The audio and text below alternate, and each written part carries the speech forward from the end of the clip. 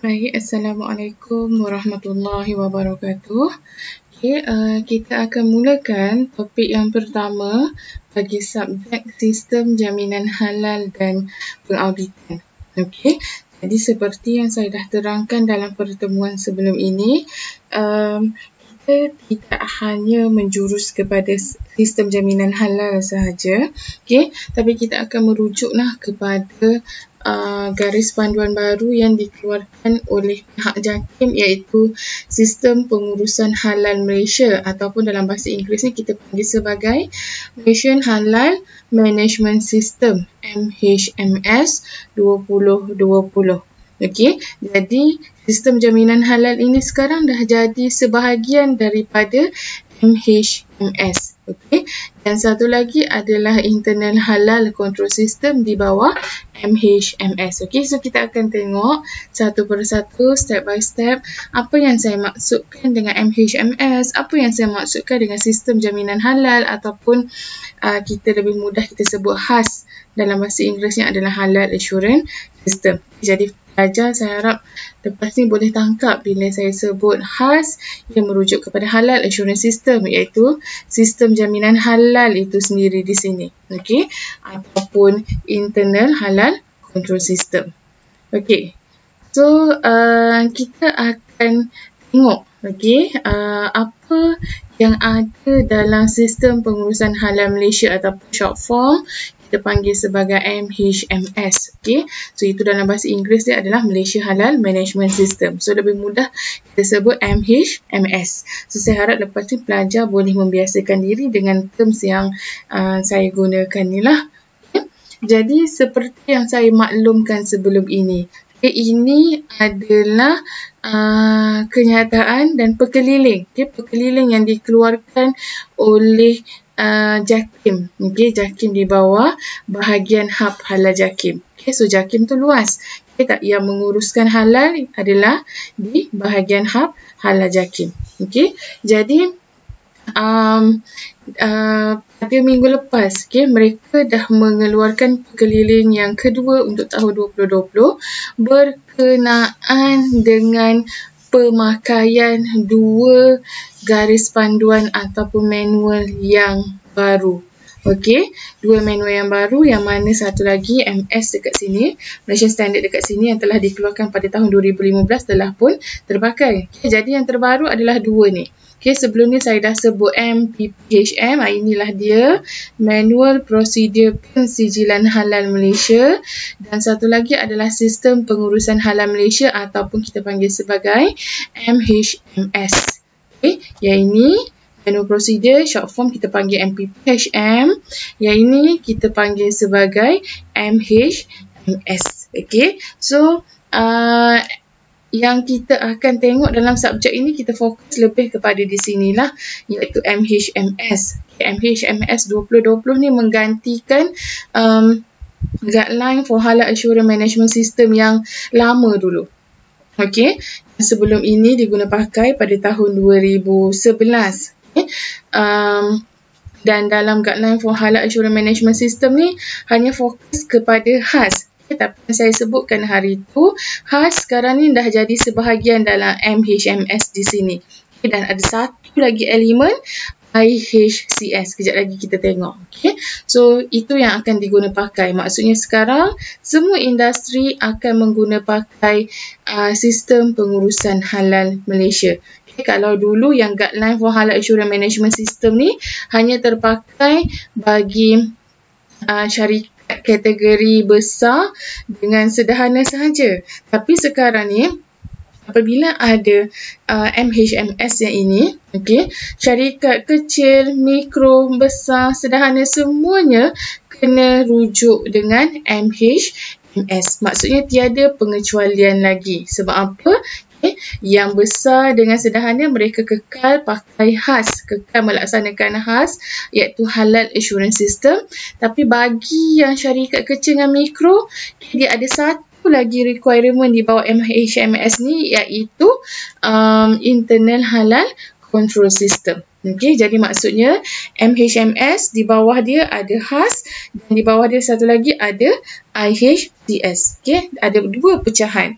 khas untuk industri besar dan sederhana, IHCS untuk industri kecil dengan mikro. Okay, so sebenarnya yang ini Guideline for Halal Assurance Management System ini dah embedded dalam MHMS. Dan seiring dengan itu, ini sebagai maklumat tambahan yang awak perlu tahu juga, sebab nanti bila kita nak buat audit pun, kita akan rujuk kepada MPPHM. Jadi MPPHM ini, MPPHM 2020 ini menggantikan MPPHM tahun 2014 semakan ketiga. Maksudnya ini sekarang dah keluar semakan yang keempat lah, tapi tidak dinyatakan semakan keempat. Okay. Jadi semakan yang ketiga dulu tahun 2014 dah pun terbatal. Okay. Dan MPPHM ini terpakai bagi kategori penilang luar negara juga. Walaupun dekat sini tulis domestik, tapi untuk sementara waktu ini, yang permohonan luar negara juga akan menggunakan pakai MPPHM domestik 2020 juga, sehinggalah MPPHM antarabangsa dikeluarkan dan diterbitkan. Okay. Jadi pemakaian dua yang terbaru ini seiring dengan Nation Standard 2019. Dah banyak kan yang 2019 yang dikeluarkan untuk makanan, 1500 2019, untuk kosmetik MS 2634 2019, okay, farmaceutical dan sebagainya lah. So semua tu kena terpakai bersama dengan ini Malaysian Standard. Sebab itulah saya kata sebagai pelajar dalam industri halal, pelajar tidak boleh hanya bergantung kepada satu rujukan ini sahaja. Pelajar kena baca bersama-sama dengan MPPHM, dan sekarang ni ada satu tambahan lagi iaitu MHMS ini. Okay, kalau dulu Guideline for Halal Assurance Management System hanya syarikat besar dengan sederhana je, tapi sekarang ni semua permohonan kena pakai ketiga garis panduan. Satu, MPPHM, dua, MHMS, yang ketiga Malaysian Standard. Ini adalah kitab utama. Okey, maksudnya tak ada pengecualian lagi. Kalau dulu kita boleh kata dua wajib, satu ni bergantung kepada kategori industri besar dengan sederhana. Tapi sekarang ni semua kategori industri wajib pakai bersama-sama. Okey, dan tarikh penguatkuasaan sepenuhnya untuk pelaksanaan ketiga-tiga ni adalah bermula pada 1 Januari 2021 tahun depan. Okey, akan mula kuat kuasa sepenuhnya. Maksudnya bila JAKIM datang buat audit, mereka akan melihat implementation segala requirement yang ada dalam ketiga-tiga rujukan utama ni dalam syarikat. Dia akan menilai. Walaupun sebenarnya sekarang ni pun praktisnya dah mula begitu. Okay? Tapi masih lagi belumlah secara macam kita katakan secara tegas lagi. Tapi telah pun mula diamalkan. Okey, so sedikit pengenalan lah. So saya pun sebenarnya dah sebutkan tadi dan dah explain tadi. Okay. Jadi sistem pengurusan jaminan halal ataupun HAS sebelum ni yang mula diperkenalkan tahun 2011. Okay, sekarang ni dah embedded, dah masuk dalam MHMS. Okay, bagi menggantikanlah yang saya sebutkan tadi, Guideline for Halal Assurance Management System. Okay. So sekarang ni seperti yang pelajar lihat, ini dulu, mungkin ni dulu garis panduan kita guna pakai Guideline for Halal Assurance Management System, iaitu hanya untuk syarikat besar dengan sederhana sahaja. Tapi sekarang apabila keluar tahun 2020, okay, dah keluar MHMS 2020, maksudnya HAS ini embedded, dah masuk, dah merge dalam ni, okay, dan ditambah satu lagi elemen iaitu Internal Halal Control System, IHCS. Maksudnya bawah MHMS ada satu HAS, ada yang kedua IHCS. Bahasa Melayunya adalah sistem kawalan halal dalaman lah, tapi lebih mudah kita, lebih familiar kita sebut IHCS, dan yang ini kita panggil sebagai HAS. Okay. Okay. Jadi MHMS 2020 ni mengandungi rincian bagi pelaksanaan MHMS yang meliputi dua benda yang saya dah sebutkan tadi, itulah IHCS dan juga HAS. Okay.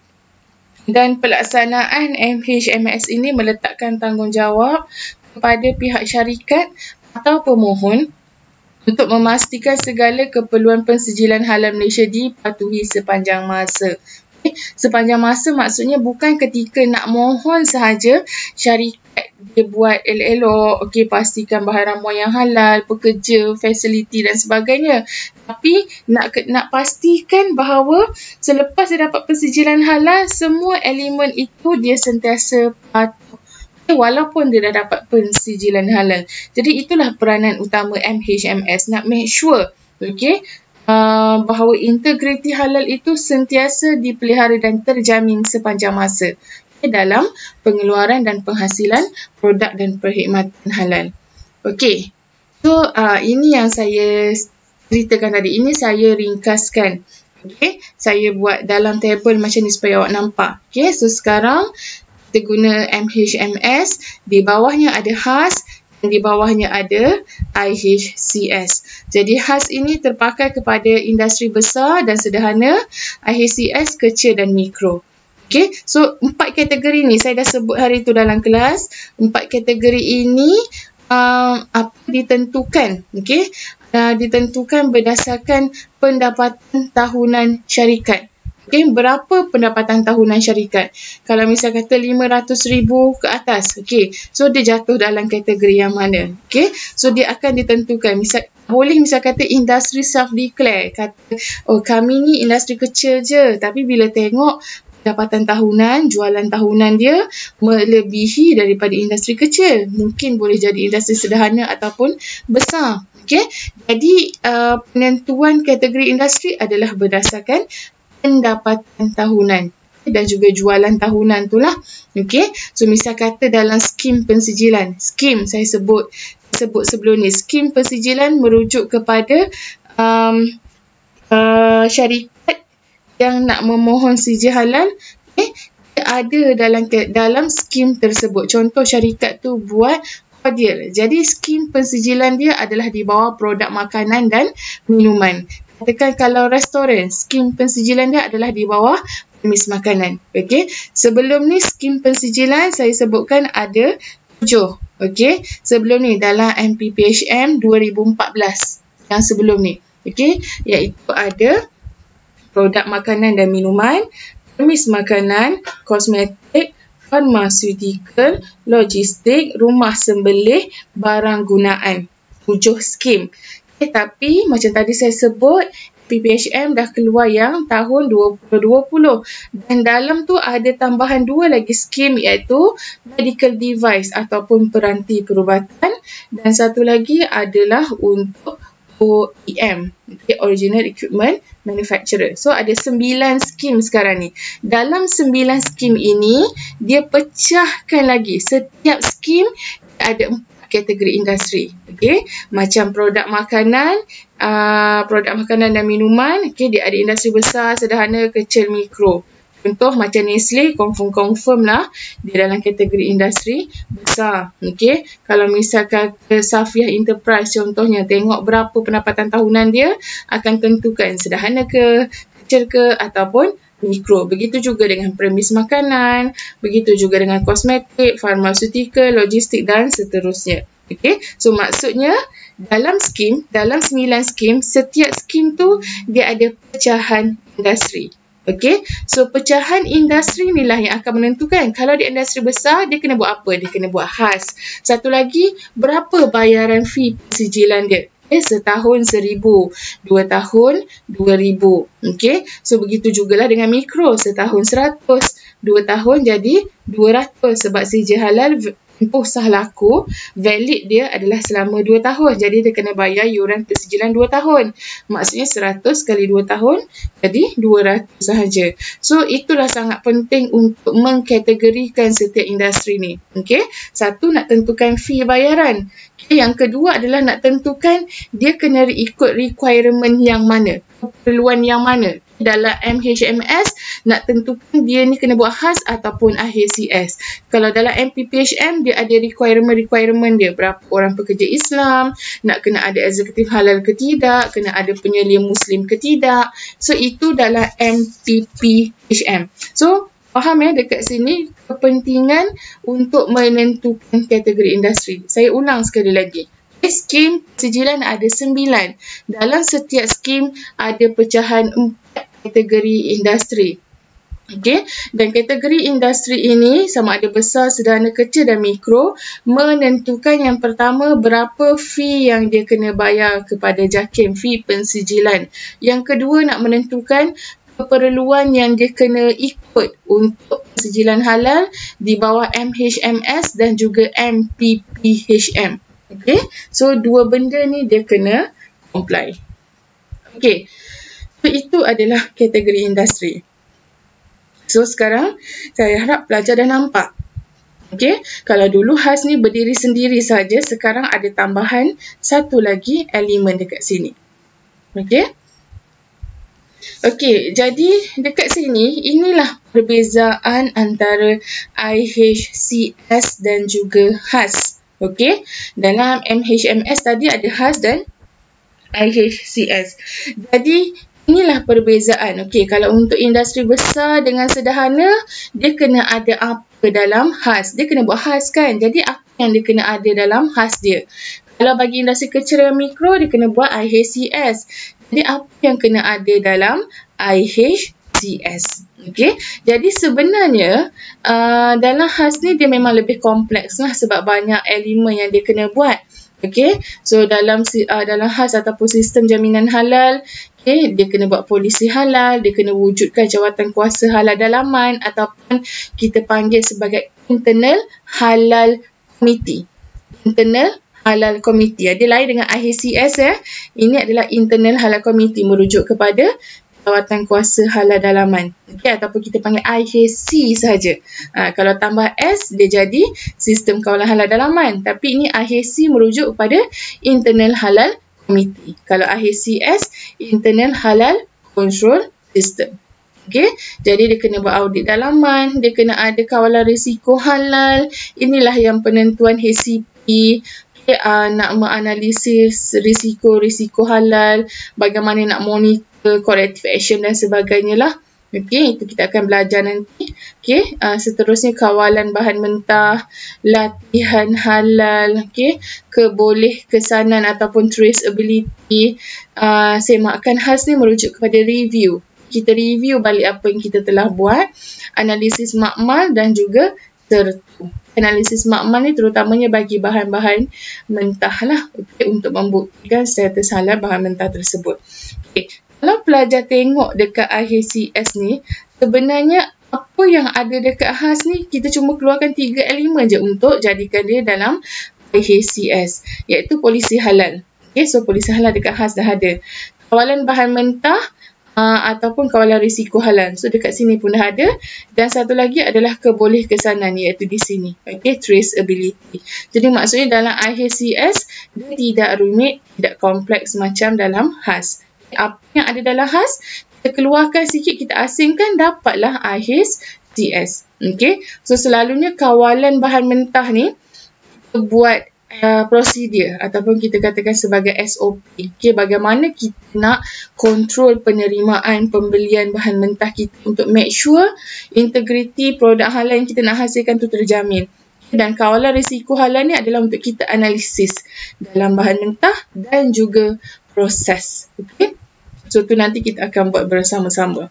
Okay, jadi itu adalah perbezaan IHCS dan juga HAS. Sebenarnya kita akan buat HAS dulu.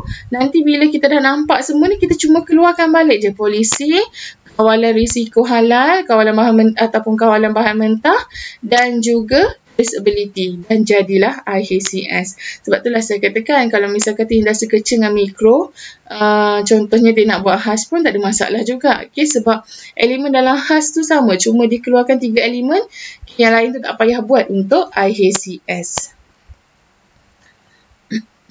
Okey, teruskan. Okey, so objektif dan skop MHMS lah. Okey, jadi objektif yang pertama adalah tujuan dokumen MHMS tu adalah untuk menjelaskan secara terperinci keperluan untuk membangun, melaksana dan mengekalkan jaminan halal bagi memenuhi serta mematuhi prosedur pensijilan halal Malaysia. Okay, sebagai guideline kepada pemohon. dalam setiap kategori untuk memastikan mereka comply dengan syarat dalam pensijilan halal. So kalau misal kata mereka tak buat, mereka tak laksanakan, so maksudnya dia tak comply dan dia tidak akan dapat sijil halal lagi. Okey, so skop dekat sini, dia merupakan dokumen rujukan bagi pihak berkuasa berwibawa lah. Maksudnya pihak Jabatan Agama sendiri apabila dia datang buat audit dekat syarikat, dia akan refer kepada ni. Maksudnya dia bukannya mengeluarkan fatwa dia sendiri, suka-suka kenyataan yang sendiri. Tidak, dia merujuk kepada kenyataan apa yang ada dalam dokumen MHMS ni dan juga sebagai rujukan untuk syarikat lah dalam membangunkan sistem pengurusan halal ni ataupun MHMS ni. Jadi MHMS ni seperti yang saya nyatakan tadi, dia tidak boleh stand alone. Dia kena baca bersama-sama dengan dokumen-dokumen lain yang berkaitan dengan pensijilan halal Malaysia. So untuk dapatkan SPHM ni maksudnya sijil pengesahan halal Malaysia. Jadi dia kena comply dengan semua requirement, terutama yang 3 saya sebutkan tadi. MHMS, MPPHM dan juga Malaysian Standard serta peraturan dan undang-undang yang lain yang berkaitan. Kenapa saya kata undang-undang dan peraturan lain yang berkaitan? Sebab setiap skim dia ada dia punya peraturan dan undang-undang sendiri. Macam contoh untuk makanan, dia ada akta makanan, dia ada peraturan makanan. Kalau misal kata untuk produk kosmetik, dia ada akta dan peraturan dia sendiri. Begitu juga dengan medical device, jadi yang berkaitan. Tapi disebabkan industri halal ni yang dominannya adalah sektor makanan, jadi sebab itulah saya listkan contoh-contoh yang dekat sini. Undang-undang berkaitannya adalah berkaitan dengan makanan. Jadi ini 3 rujukan utama yang saya dah sebutkan tadi. Kena baca bersama dan dirujuk bersama dengan rujukan-rujukan lain yang berkaitan. Fatwa, fatwa negeri lah sekarang ni. Setiap negeri ada majlis fatwa mereka sendiri, jadi kita kena rujuk kepada majlis fatwa setiap negeri. Undang-undang yang berkaitan macam tadi saya cakap lah, Akta Perihal Dagangan 2011 ni terpakai kepada semua yang berkaitan dengan penggunaan logo halal dan juga penggunaan istilah dan perbahasan halal. Maksudnya kalau misal kata nak tulis, nak declare ditanggung halal produk Muslim ataupun apa-apa juga perkataan yang memberi gambaran produk itu adalah halal, dia adalah di bawah kawalan Akta Perihal Dagangan. Tak kisahlah skim kosmetik ke, makanan ke, farmaseutical ke, apa-apa juga yang mana yang menggunakan istilah ataupun penandaan logo. Dia tak mungkin satu dia guna logo halal JAKIM tapi dia tak mohon halal pun dengan pihak JAKIM, itu dah salah. Ataupun dia letak dekat produk dia tulis je produk buatan Muslim, seolah-olah memberi gambaran produk itu adalah halal. Sebab orang akan fikir, oh buatan Muslim maksudnya produk ni mesti halal sebab orang Islam yang buat. Jadi itu juga tidak dibenarkan. Maksudnya logo halal, istilah halal, mungkin ini ada penjaga dia. Maksudnya inilah dia Akta Perihal Dagangan. Yang ni awak akan belajar dalam Undang-Undang Halal lah, Seksyen 28 dan Seksyen 29. Jadi misal kata siapa-siapa je yang memberi gambaran produk dia halal tapi tanpa dia dapatkan pensijilan halal daripada pihak JAKIM, pengesahan halal daripada pihak JAKIM, maka dia dah buat kesalahan di bawah Akta Perihal Dagangan. Sebab tu tak boleh suka-suka. Ataupun dia guna istilah popok nolat. Itu pun adalah satu kesalahan. Dia tidak boleh menggunakan declaration seperti itu. Ataupun dia letak dekat produk dia halam alif lam. Itu pun juga tidak boleh. Salah di bawah Akta Perihal Dagangan.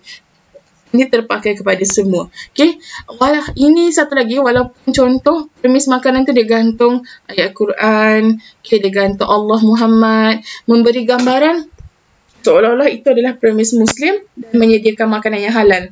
Tapi siapa yang mengesahkan makanan itu halal? Tidak ada kan? Jadi dia tidak boleh memberi gambaran seperti itu. Itu salah di bawah Akta Perihal Dagangan. So kena berhati-hati Misal kata kalau awak nampak ada restoran ke produk yang menggunakan istilah dan juga meletakkan logo sendiri, tanpa dapatkan pengesahan daripada JAKIM, sebenarnya awak boleh laporkan dia kepada KPDN HAP. Okey, KPDN HAP. Halal dia tak ada akta sendiri lagi ya. Halal di Malaysia tak ada akta khas. Okay, jadi untuk akta perdagangan ni, dia adalah di bawah KPDN HAP. Okay, sama juga macam akta makanan 1983. Akta makanan 1983 ini adalah di bawah bidang kuasa KKM. Okay, kalau bab kebersihan ke, bab-bab premis makanan, packaging, pembungkusan dan sebagainya, dia saling berkaitan dengan halal. Sebab dia ni Pak Toyiban. Jadi yang ni kalau misal kata ada apa-apa kesalahan, KKM yang akan ambil tindakan. Dan dia kena baca bersama dengan halal. Yang ini betul-betul fokus kepada halal saja. Tapi yang bab contoh yang macam saya sebutkan tadi tu, kebersihan, packaging, kerja dan sebagainya, dia kena merujuk kepada akta-akta lain yang berkaitan. Okay, ada akta haiwan dan akta-akta lain lah lagi yang awak akan belajar nanti. Okay. Perkeliling-perkeliling yang dikeluarkan oleh JAKIM ini juga kena dipatuhi dari semasa ke semasa, dan peraturan-peraturan berkaitan. Okay, peraturan makanan 1985, peraturan kebersihan makanan 2009, itu semua di bawah Akta Makanan 1983 sebenarnya. Okay. Jadi misal kata dekat sini, salah satu contoh saya boleh bagi adalah contohnya penggunaan bahan aditif. Okay. Food additive, pengawet ke rasa pewarna semua tu kita panggil sebagai food additive. Okay, additif dalam makanan, bahan kimia dalam makanan. Okay, food additive bukan semua dibenarkan untuk digunakan dalam makanan sebab bukan semuanya selamat. Okay, tapi yang dibenarkan untuk digunakan dalam makanan pun ada had dia. So yang tu memang kena rujuk dengan peraturan makanan. Okay, sebab yang ni Toyiban. Kalau misal kata aditif tu dibenarkan tapi digunakan berlebihan, still akan menyebabkan kemudaratan kepada pengguna. So Pak Toyiban dekat situ, keselamatan makanan dekat situ dah jejas. Jadi tidak menepati elemen halal dekat sini. Okay, so maksud dia saling menyokong. Semua ni saling menyokong dengan tiga keperluan yang utama. Okay, Malaysian Standard, MPPHM, MHMS. MPPHM dengan MHMS ni saya dah letakkan dekat Google Classroom, so minta pelajar boleh rujuk lah dan kita akan gunakan dari semasa ke semasa. Okay, so seterusnya sebelum kita pergi lebih jauh lagi dalam MHMS, dalam topik 1 ni kita sentuh sikit lah tafsiran yang ada dalam MHMS. Okay, so tafsiran ni bermaksud istilah-istilah ini akan diguna pakai selepas ini. So make sure pelajar dah faham maksud-maksud yang kita akan gunakan, term yang kita akan gunakan selepas ni. Okay, so ada lebih kurang 15 okay, istilah ataupun terms yang pelajar kena tahulah. Yang pertama, audit halal dalaman. Audit halal dalaman ini merujuk kepada auditan, proses audit yang dijalankan oleh syarikat tu sendiri secara internal. Okay, untuk dipastikan dan menentukan adakah syarikat ni sentiasa comply dengan syarat keperluan dalam pensijilan halal Malaysia. Sama ada mereka comply tak dengan segala rujukan yang diguna pakai dalam pensijilan halal Malaysia, MHMS, MPPHM, MS iaitu Malaysian Standard dan juga rujukan-rujukan lain yang berkaitan. So mereka akan buat audit dalaman, maksudnya secara internal kita buat kita punya analisis sendiri lah. Okay? Kita semak diri kita sendiri. Okay? Adakah kita comply berdasarkan rujukan yang diguna pakai. Bukan kita semak sendiri rasa-rasa saja, tidak, tapi merujuk kepada garis panduan yang sedia ada. Okay? So, analisis makmal pula adalah sebagai satu prosedur sokongan lah untuk penentuan dan pengesahan halal yang dirancang oleh pihak syarikat ataupun pemohon. Okay? Sebagai satu sokongan, dokumen sokongan, terutamanya terhadap bahan ramuan kritikal. Okay, bahan ramuan kritikal ni bermaksud bahan ramuan yang diguna pakai tu wajib ada sijil halal daripada JAKIM. Sebab kalau misal kata dia tidak mempunyai sijil halal daripada JAKIM, kita tak boleh mengesahkan status halal ramuan tersebut dan kita tak boleh nak bagi jaminan sepenuhnya yang produk kita adalah dijamin halal sepenuhnya. Okey, jadi analisis makmal ni adalah sebagai sokongan. So, apa antara contoh bahan ramuan kritikal yang wajib ada sijil halal? Maksudnya, contoh awak buat produk karipap. So, untuk buat produk karipap tu awak ada guna banyak bahan ramuan. Karipap ayam contohnya. So, awak guna banyak bahan ramuan dan bahan mentah. So, katakan awak ada guna 10 bahan ramuan dan bahan mentah. Daripada 10 tu, ada di antara ramuan tu adalah ramuan yang kritikal. Okey? Ramuan kritikal ini merujuk kepada yang berasaskan daripada haiwan. Okey? Iaitu contohnya macam daging, daging kisar, ayam kisar, okay, semua yang berasaskan daripada haiwan. Gelatin itu sendiri, sebab gelatin itu berasal daripada kulit ataupun tulang haiwan. Okay, apa juga yang berasal daripada haiwan dikira sebagai ramuan kritikal.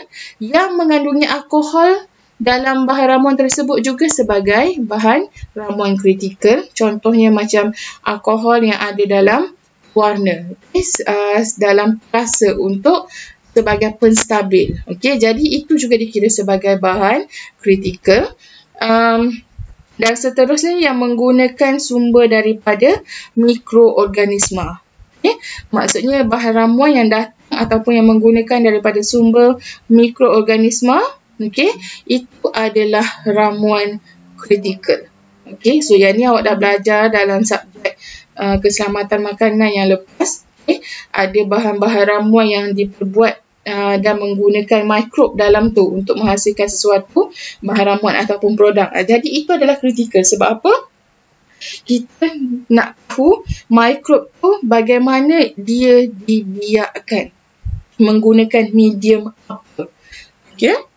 Jadi sebab itulah bahan ramuan yang berasas daripada mikrob kira sebagai kritikal. Okay? So, itu adalah ramuan kritikal. Maksudnya, kalau ada ramuan daripada 3 sumber ni, maksud wajib kena dapatkan sijil halal. Kalau ramuan lain macam mana?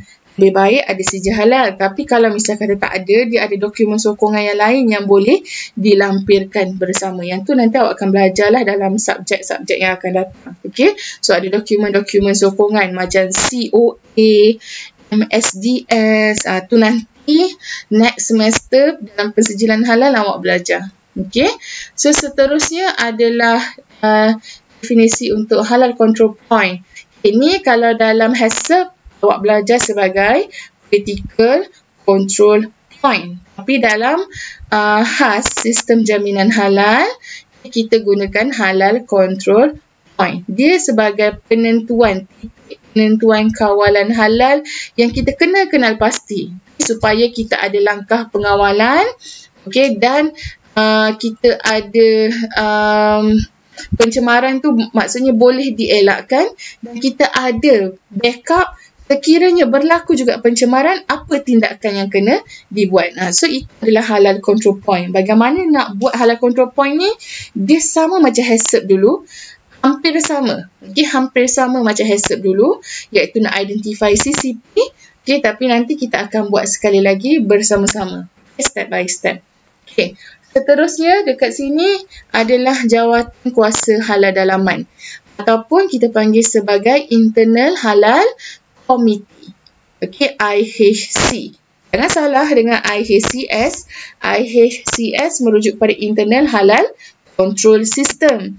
IHC merujuk kepada Internal Halal Committee ataupun bahasa Melayunya Jawatan Kuasa Halal Dalaman. Ini adalah satu jawatan kuasa yang diwujudkan dalam sesebuah syarikat, okay, komiti yang dilantik secara rasmi dan bertulis oleh pihak pengurusan yang bertanggungjawab untuk membangun, melaksanakan, memantau, mengawal keberkesanan HAS. Okay? So, maksudnya individu yang berada dalam IHC ini, dia kena ada pengetahuan yang spesifik tentang halal, terutamanya HAS. Tak semestinya eksekutif halal sahaja. Okey, nanti kita akan buat bersama-sama bagaimana nak wujudkan Internal Halal Committee IHC. Okey. Okey, kemudian adalah juru audit halal dalaman. Okey, yang ni juru audit ni adalah individu lah ataupun kita panggil sebagai auditor yang akan melaksanakan audit halal dalaman dekat sini. Okey, jadi orang ni pun boleh jadi sebagai sebahagian daripada IHC ataupun JKHD. Tapi saya dan biasanya industri guna pakai pun IHC lah. Pernah lagi kita guna JKHD ni. Tapi kalau misalkan ada orang sebut JKHD ni, merujuk kepada IHC lah. Okay. Jadi, dia boleh jadi sebahagian daripada IHC dekat sini. Dan dia berkelayakan, ada pengalaman dan dia berpengetahuan dalam audit halal. Okay, seterusnya. Okay, kawalan risiko halal. Ini berkait rapat dengan halal control point tadi. Okay, so dia ada mekanisme kawalan yang perlu dibangunkan dan dilaksanakan oleh syarikat. Pun kita akan buat nanti. Okay, kemudian kebolehkesanan ataupun kita panggil sebagai traceability. Yang ini merujuk kepada keupayaan untuk kenal pasti dan mengesan bahan mentah atau produk siap, okay, yang merangkumi keseluruhan peringkat daripada penerimaan, pemprosesan, penyimpanan, pengedaran sampailah kepada customer. Traceability, kita boleh identify. Kalau misalkan contoh produk hari ni ada 100 produk yang kita hasilkan. So mesti ada record yang kita boleh trace balik. Bahan ramuan yang diguna pakai, siapa dia punya supplier, kita jual dekat mana, siapa pengedar dia, pasar raya mana. Okay, so itu adalah traceability, kena ada SOP. Okay. Kemudian adalah latihan halal. Okay, yang ni adalah training yang perlu disediakan dan dirancang oleh pihak syarikat untuk semua peringkat individu dalam sesebuah syarikat. Tapi jenis training tu bergantung kepada jawatan yang dipegang oleh individu tersebut. Contohnya macam kalau misal kata yang IHC tadi, Internal Halal Committee tadi, mungkin training yang sesuai untuk mereka adalah yang advance. Okay, halal assurance system, audit halal, prosedur pensijilan halal, itu di peringkat IHC. Kalau misal kata yang di operator dekat bahagian production tu pun kena bagi training juga. Tapi training yang macam mana? Awareness, okay, kebersihan, do and don'ts dan sebagainya lah yang bersesuaian. Yang penting, semua peringkat dalam syarikat tu kena dapatkan latihan secara berkala. Okay. Seterusnya adalah manual khas. Yang ni adalah dokumen yang dibangunkan lah. Kalau kita nak sebut khas-khas tu, kita kena ada satu dokumen. Okay, yang ini yang kita akan buat nanti, macam saya sebut hari tu. Okay, kita akan hasilkan sampai awak nampak satu manual khas. Okay, so pihak berkuasa berwibawa, ini tafsiran yang dah ada juga disebut dalam Malaysian Standard sebelum ni. Untuk halal, pihak berkuasa berwibawa adalah Jakim Main Jain, okay, yang akan memberi pengesahan tentang status halal bagi produk dan perkhidmatan. Okay. So kalau Jain, dia akan menguruskan pensijilan halal bagi setiap negeri lah. Contoh kalau di negeri Selangor, JAIS yang akan uruskan. Di negeri Sembilan, Jabatan Hal Ehwal Islam, Negeri Sembilan yang akan uruskan. Kalau di Johor, JAIH, Perak, JAIB, contohnya begitu. Okay, so Jakim biasanya dia menguruskan di wilayah persekutuan dan juga yang melibatkan permohonan permis makanan yang ada banyak outlet di seluruh Malaysia. So, itu di bawah Jakim. Okay. So, maksudnya dia bukanlah berpusat terus hanya Jakim je yang keluarkan seja halal, tapi Jain juga, tapi selaras dengan apa yang telah ditetapkan oleh Jakim. Okay. Seterusnya adalah pengerusi jawatan kuasa halal dalaman. Okay, yang ini merujuk kepada IHC lah. Tapi dalam IHC tadi saya dah sebut, dia boleh jadi ada auditor, dia ada eksekutif halal, dan dalam tu dia kena ada chairman, okay, ataupun pengerusi yang mengetuai Internal Halal Committee tersebut, IHC tadi. So itu kita akan buat nanti. Okay. Apa yang perlu ada dalam IHC ni selain daripada pengerusi, auditor dan sebagainya. Okey. So polisi halal ini adalah task pertama yang kita kena mula-mula bangunkan. Okey. Ini adalah pernyataan komitmen jaminan halal dan hala tuju sesebuah syarikat. Okey, yang didokumenkan sebagai panduan kepada semua pihak dalam mematuhi keperluan pensijilan halal Malaysia.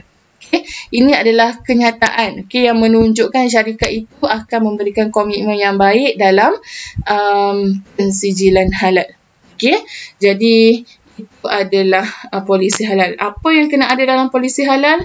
Bagaimana polisi halal yang baik? Itu kita akan buat starting next week nanti. Ini adalah step yang pertama sekali. Bila syarikat nak mohon halal, nak laksanakan MHMS, dia kena ada polisi dulu. Dia macam sebuah ikrar ataupun aku janjilah tentang dia punya komitmen terhadap halal. Okay.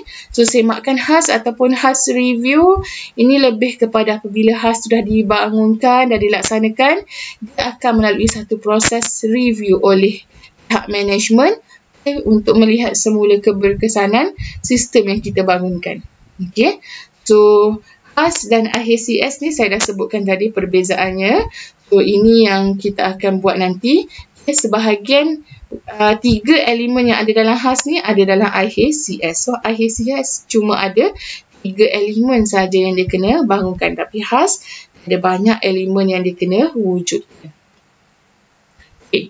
Seterusnya, definisi dan tafsiran tentang sertu lah. Okay, saya harap yang ni pelajar pun dah jelas apa antara perbezaan samak dan sertu. Okey, samak tu lain. Okey, sertu dia adalah proses untuk menyucikan bahagian yang terkena najis mughallazah. Okey, sebanyak 7 kali.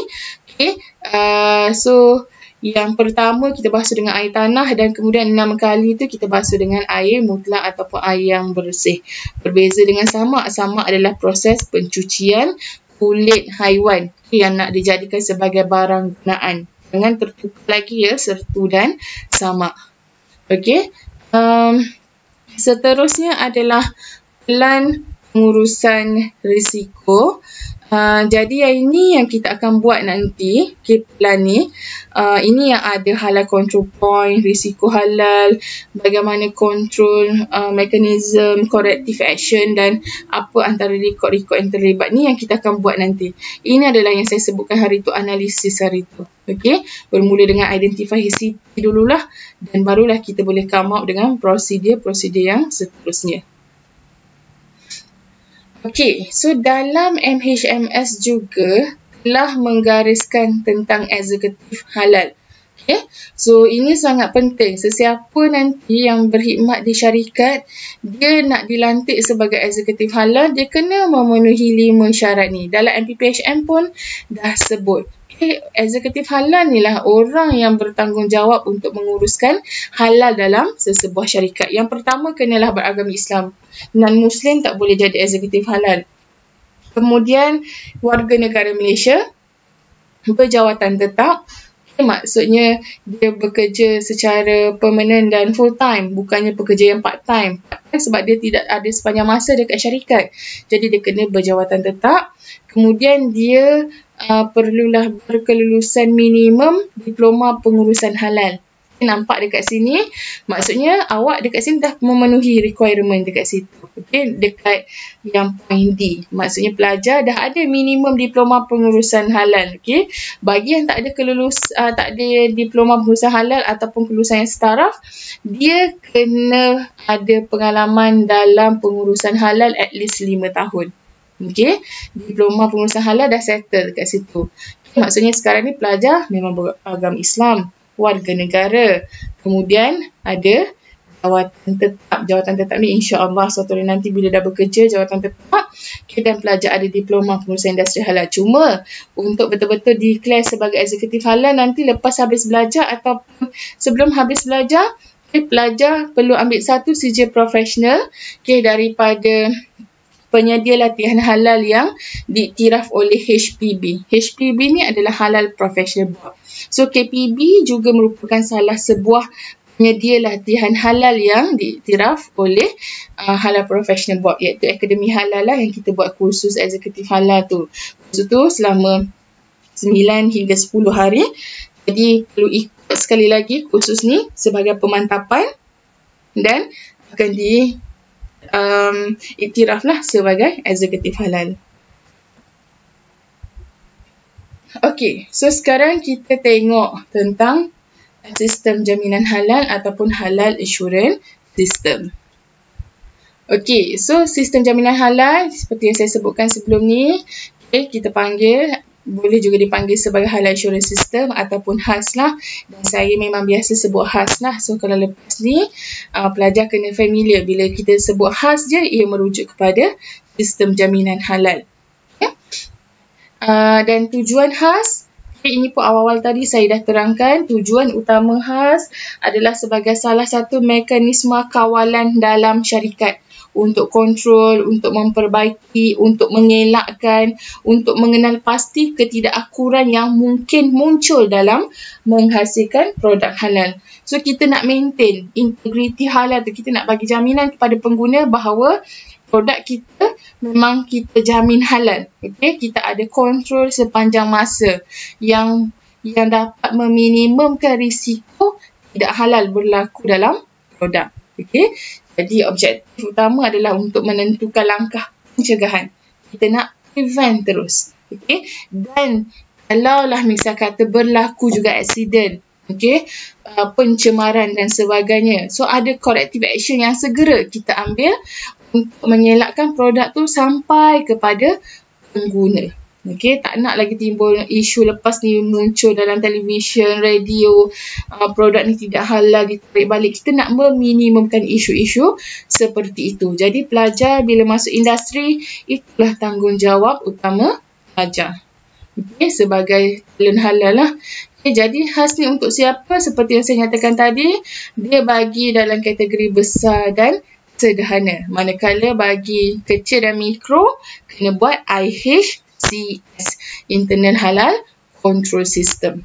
Okey, jadi untuk HAS ini, dia merupakan integrasi beberapa elemen. Okey, so macam saya dah sebutkan sebelum ni, HAS dia ada similarities dengan HACCP. Okey, yang mana untuk penentuan risiko halal tu dia sama seperti HACCP. Yang HACCP dia penentuan untuk risiko hazard, risiko yang berbahaya kepada produk. Okay, jadi sama juga seperti HACCP. Okey, hampir sama. Kemudian dia ada ISO QMS, Quality Management System. Okey, dia melibatkan documentation, record dan sebagainya. Okey, dan juga integrasi prinsip-prinsip syariah. HACCP tadi tentang thayyiban, tapi yang ni kita masukkan tentang prinsip syariah dan terhasillah sistem jaminan halal ataupun HAS. Maksudnya integrasi ketiga-tiga elemen ni. HACCP, prinsip syariah dan juga QMS. Okey. Okey, jadi ini adalah keperluan umum dalam HAS. Okey, keperluan umum dalam HAS merujuk kepada MHMS ni. Okey, MHMS, garis panduan MHMS ni untuk HAS ada 13 keperluan umum yang syarikat kena penuhi. Maksudnya syarikat dalam kategori besar dan sederhana, dia kena buat semua benda ni. Dia kena ada manual HAS. Ini yang kita akan buat. So dalam manual HAS tu akan ada polisi halal, siapa eksekutif halalnya, apa bidang kuasa eksekutif halal, siapa jawatan kuasa halal dalaman ataupun internal halal komiti IHC-nya. Okay? So maksudnya dalam IHC tu akan ada eksekutif halal, akan ada auditor halal dan siapa lagi kena ada dalam ni. So ini nanti kita akan buat juga apa bidang kuasa IHC. Okay? Bagaimana nak buat audit halal dalaman, bagaimana nak menentukan kawalan risiko halal, bagaimana awak buat kawalan bahan mentah. Yang ni perlu diterjemahkan dalam SOP lah. Okay? Latihan-latihan halal yang perlu dibuat kepada pekerja. Okay? Kebolehkesanan, traceability, bagaimana record dan documentation tu memainkan peranan yang sangat penting. So apa SOP dia untuk memastikan kebolehkesanan itu efektif dalam syarikat. Kemudian ada HAS review, analisis makmal serta dokumentasi dan rekod. So, ini yang kita akan buat nanti. Okay, kita akan wujudkan manual HAS tersebut satu persatu. Okay, Yang terakhir, kita overview dulu sebelum kita pergi pada next week untuk kita buat sistem jaminan halal ataupun HAS ni. Okay? Sebab apa, bila kita buat HAS ni, kita boleh keluarkan beberapa elemen, okay, untuk dijadikan IHCS pula. Jadi kita buat HAS dulu. Okay?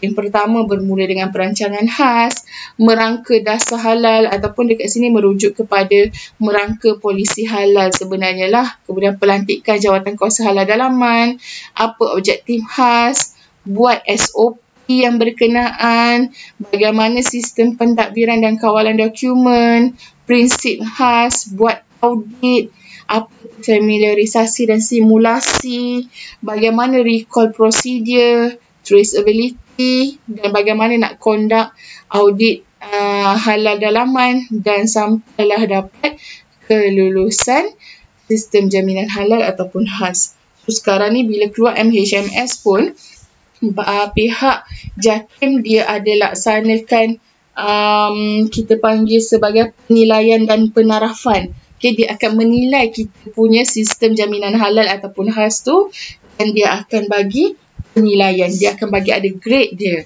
So dekat situ kena make sure buat dengan betul. Okay. Jadi saya kira itu sahaja untuk topik kita yang pertama. Okay. Topik yang pertama berkenaan dengan sistem jaminan halal dan pengenalan kepada sistem jaminan halal lah. Okay.